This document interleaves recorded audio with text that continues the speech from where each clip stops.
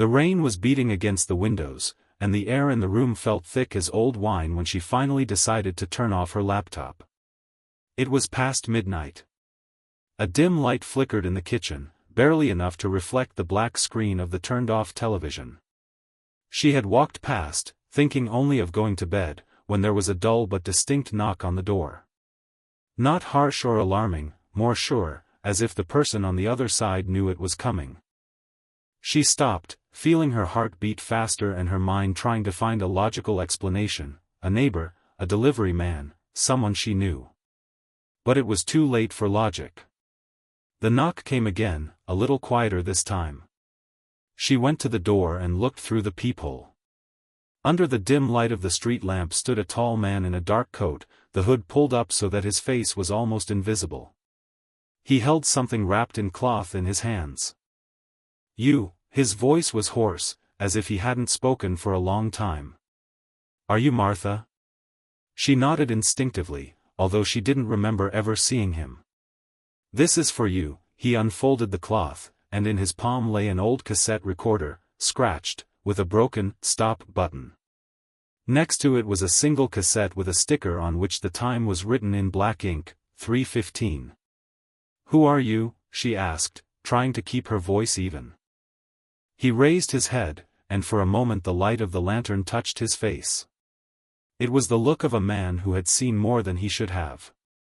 "It doesn't matter. The main thing is to listen to it at exactly 3:15. No sooner. No later. What's recorded there?" He was silent for a long time, and the silence between them grew like roots under asphalt. Then he said quietly, "What you should have heard many years ago. What was hidden from you." She wanted to ask more, but he had already stepped back into the darkness. His footsteps had died down so quickly that it seemed as if he had simply dissolved into the night air. She closed the door, feeling the cold from the metal casing of the tape recorder seep into her palm. The clock read 1:12. 2 hours of waiting. 2 hours with an object that seemed too heavy for its size. She sat down on the sofa, put the tape recorder on the table, and began to examine the cassette. No signatures, just the time and a thin scratch on the plastic. Inside was a tightly stretched film, and somewhere deep down she felt like she could hear a faint rustling, as if someone was already speaking, only too softly to make out the words. Each minute dragged on like an hour. At 2:30 she found herself sitting and looking at the clock, afraid to blink. When the hands approached the appointed time, she inserted the cassette into the tape recorder, pressed the play button, and nothing happened. Just a slight crack and a quiet mechanical hum. Then the creak of a chair, a voice she recognized from the first note. "Martha, if you can hear me, they didn't make it. You have 5 minutes to understand the truth. And then they will come." Her hands went cold. It was her father's voice. The voice of a man who had died 10 years ago. The voice on the tape was a little hoarse, like that of someone who had been whispering for too long.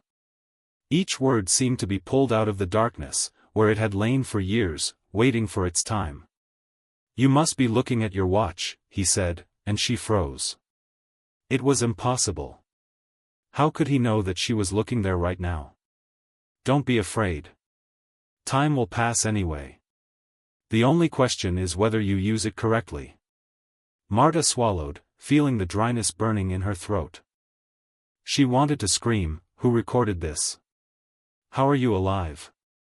But she kept quiet, because she understood that it was only a recording. The voice continued. "Today marks exactly 10 years since that night. And I know you've been told about your brother's disappearance. But it was different. He didn't disappear. He was taken." Marta looked around automatically, although she knew that she was alone in the apartment. "And now they're listening to us. Not just you, but me too. Do you hear? They are always there." A faint breath could be heard in the background. The sound was too clear and too close. She glanced sideways at the tape recorder, as if it could breathe. "Listen carefully." Her parents' voice grew quieter, and she had to lean closer. "There's a key in the right pocket of your old leather jacket. I know you keep it in the closet, second compartment on the left. You'll find the door there that you forgot about." Goosebumps prickled her skin. She knew exactly which jacket he was talking about, but she had never paid attention to any keys. "If you want the truth, take it. But I warn you, from the moment you touch the key, they will know you are ready. And they will come." The tape stopped for a moment, and in that pause, Marta felt the air in the room change. It became harder to breathe, as if someone invisible was standing right next to her. And another, her parents' voice cut through the silence again. "Don't look back now. They're already here." Martha's heart jumped. Her muscles tensed, but she forced herself to sit still. A thought flashed through her head: this is just a recording.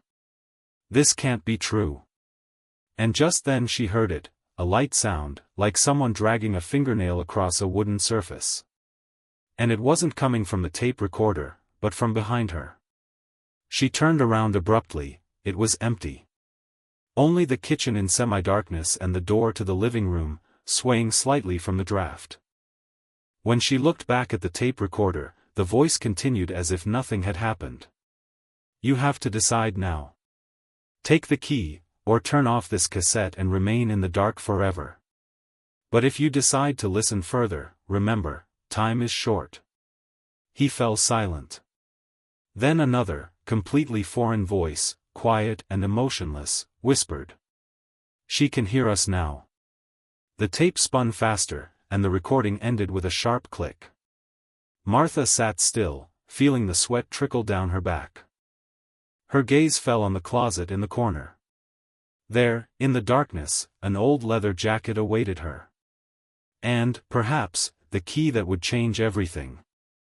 She stood up carefully, as if every movement could drop the fragile truth that was already hanging between the clock and the tape recorder, and went to the closet, deliberately counting her steps so as not to listen to her parents' whispers echoing in her ears, and when her fingers touched the cold metal handle, she was overcome by a foreboding, like the dizziness of jumping into dark water, where you know there is a bottom below, but you don't know how close it is, and only then did she open the door, catch the familiar smell of old leather, dust, and slightly weathered perfume, which had first taught her the difference between maternal tenderness and the trembling that absence leaves behind, and took out from the depths the same heavy jacket that had existed for so many years as a memory, not as a thing, and, running her hand along the lining, felt a seam under her nails in which something rattled, like a small tooth that was waiting for her own name, and she, holding her breath, picked up the thread, tore the hidden seam, pulled out a thin metal key with a head in the form of a circle, inside which was carved a tiny number 3, and realized that now everything that had happened before would remain on the other side, because by touching it, she had awakened an invisible mechanism in the apartment that could no longer be stopped, and at that very moment in the corridor, somewhere behind the wall, there was a quiet click, as if an icicle had slipped from the thaw and crashed on the empty floor. She stood with the key in her hand, and it seemed to her that it was getting warmer, like a stone heated in someone else's hand, and then she remembered the words on the cassette about the door that she had forgotten, and, looking around as if the apartment might have changed its geometry while she was waiting, she walked along the wall, touching the wallpaper with her fingers, which in one place for some reason was moving away from the corner, and when she dared to pick up the edge, under the paper was an old, roughly painted board, and in it was a narrow, almost invisible vertical slot with a tiny brass plate, in which a lock of the same shape as the head of her key was lonely blackening, and quietly, as if apologizing to the walls, she inserted metal into metal, felt the spring squeeze inside, exhaled, turned, and the board, which seemed to have grown into the house, opened inward, releasing a breath of air that had not been touched lungs for a decade, and this breath brought with it the smells of dried books, old wood, and a touch of salt, as if the room knew how to remember a sea that had never been here.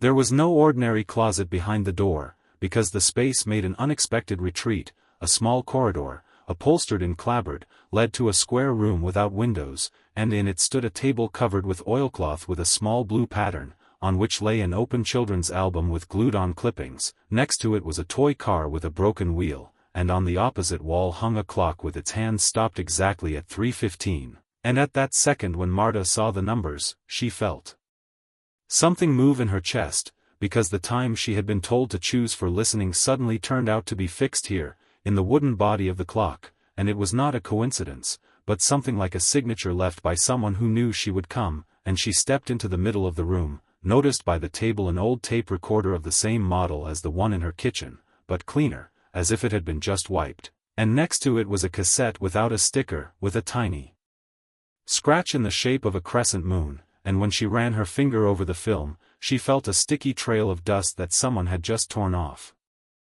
"You see the same thing I see," she said hoarsely, without turning around, because she knew that at that moment talking to herself was a way not to dissolve into the unknown, but somewhere behind, near the open wooden door, the tape recorder in the kitchen clicked softly, as if answering, and then, calming the slight tremor in her fingers, she sat down at the table, opened the album, where on the first page was pasted a photo from her childhood birthday, and what was even more paradoxical, her heart clenched even more because in the photo she was standing next to her brother, who was supposed to disappear that night, but here he was smiling and holding the very toy car that was lying in front of her, and in the lower corner was written in ballpoint pen, "The night when we learned to listen to the darkness," and this phrase sounded not like a signature, but like an instruction, drawn up by someone who loved them both and knew that memory is incurable, like scar. She pushed back her chair, froze for a moment, listening to the silence that was thick as smoke in a windowless room, and, gathering all the will in her fingers, bent down, ran her palm over the floor, feeling the unevenness of the wooden slats, felt for the thin crack of the square hatch, inserted the key that really fit like a cast into this seam, turned it smoothly, and when the lock gave way, a wave of cold air rose from under the table, which had something like the smell of hospital corridors and wet basements, and she, not allowing herself to think about the shadow behind her, took the lamp from the table, shone the light inside, saw a narrow staircase leading down into a space where there was noticeably less dust than there should have been, and where on the bottom step lay her brother's children's shoes, sneakers with a worn blue stripe, neatly brought to the wall with their toes, as if someone had asked him to take them off before entering the place where the clocks didn't work, and she exhaled as if before a sentence and said into the darkness, "I'm leaving, and if you want to take away my fear, take it away now, because from now on I'll only have a decision," and the shadow on the wall moved so slowly that you might have thought it was just a play of fire, and the pages in the album rustled again, by themselves, and a new inscription appeared on the blank sheet in a frozen frame in someone else's handwriting, as if it had just been written by invisible fingers, 3:15, always now, and she stepped down with her first foot, stopped just long enough to feel the wood creak in response, and realized that the next words on the cassette would be heard where the door closed by itself. The stairs were narrow and steep, so she had to hold on to the lamp with one hand and the wall with the other, which felt warmer to the touch than it should have been, as if something alive were pulsing inside it. Each step down cut off a sliver of light from the room above, and it receded like water running away from a shore before a wave. Somewhere behind, very close, the breathing was deep but even, and Martha didn't know if it was her own lungs or someone else's. On the third step, she felt a slight movement of air from below, and the smell was a mixture of metal and old paper and a faint ozone, like before a thunderstorm. Her father's voice came again, this time directly from the stairs beneath her feet. "If you can hear me here, then you have chosen. And remember, what you find will not want to be found." She stopped, tried to peer down, but the lamp could only pull the next 3 steps out of the darkness. The rest hid in the abyss, as if they didn't exist yet, until she took a step. "You're close," the whisper, foreign and emotionless, came as if someone were standing next to her, their lips pressed against her ear. "We've been waiting." Marta cringed, but she didn't give in to the urge to rush back. Her body moved as if on autopilot, step by step, until she stepped onto the flat floor, where the space opened up, and before her appeared a room much larger than the dimensions of the house would allow. The ceiling was lost in darkness, and only in the center, under a lonely beam of yellow light, stood a table. On it was another tape recorder, older and heavier than the ones she had seen before. Next to it was an open wooden box, in which lay several dozen cassettes, each with a date and time. And they were all different moments in her life: 5:27, first day of school; 22:46, the night you first lied; 11:02, the day your mother disappeared. She got closer and felt the air change. It became denser, as if each step she took compressed the space around her. You can only choose one. Her father's voice came from everywhere now, not from the tape recorder. But remember, you can't go back to get the others. Marta ran her fingers over the labels. Her hand trembled when she touched the cassette labeled 3:15, the night he left. She put it in the tape recorder and pressed play. The recording began with the same creaking of a chair that had been heard on the first cassette. Then, the sound of rain on the roof, footsteps, and her father's voice. He didn't disappear. He waits, but where he is, time does not move. And if you go to him, hear something rustled in the recording, and the words dissolved into silence. Instead, her brother's voice came out, quiet but painfully recognizable. "Martha, don't listen to him. It's a trap." She backed away from the tape recorder, and the tape began to rewind on its own. The light in the room began to dim, and figures began to emerge from the corners where it was dark, tall, thin, with faces that seemed to be made up of the shadow and noise of an old film. Their movements were jerky but purposeful, and they approached the table. "Time is up," one of them said, and his voice was made up of dozens of layered voices, among which she recognized her own. She grabbed the tape, took it out of the tape recorder, and held it to her chest.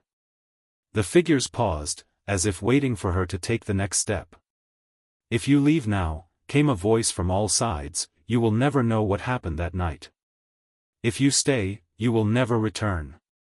Her heart was beating so loudly that it drowned out even the ringing in her ears. And in that moment, she realized that this was the choice from which there was no escape. She stood in the middle of the room, gripping the cassette so tightly that she could feel the plastic edges cutting into her palm, and the light from the single lamp grew dimmer, as if someone had covered it with a thin layer of dust. The figures in the corners no longer moved, but their faces, those dark spots woven from shadow and noise, pulsed like wounds trying to heal, and each of their movements fanned out whispers in which she heard fragments of her own memories: her brother's laughter, the smell of her mother's coffee in the morning, the evening when her father had last told her, "I'm proud of you." "Time, Martha," came again from all sides at once, and this time her name was spoken by her father, her brother, and herself, as if in unison. "You have to open the cassette."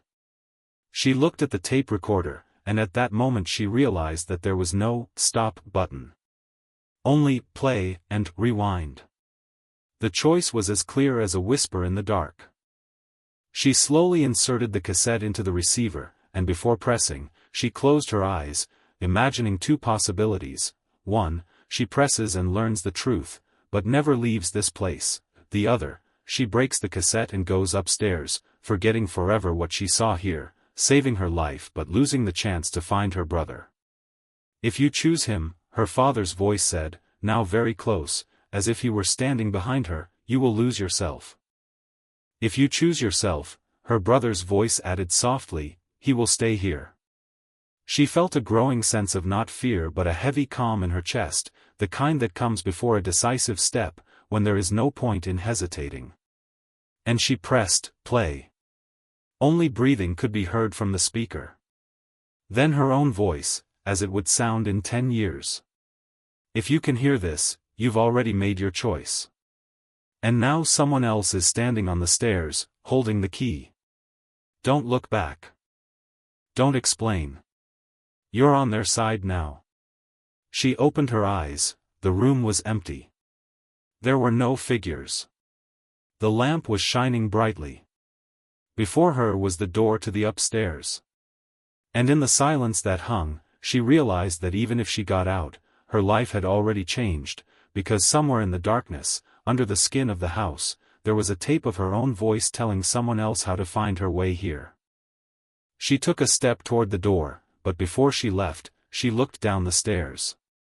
And for the first time in her life, she felt that she didn't know whose side she was on now, the the side of the one who was searching or the side of the one who was waiting.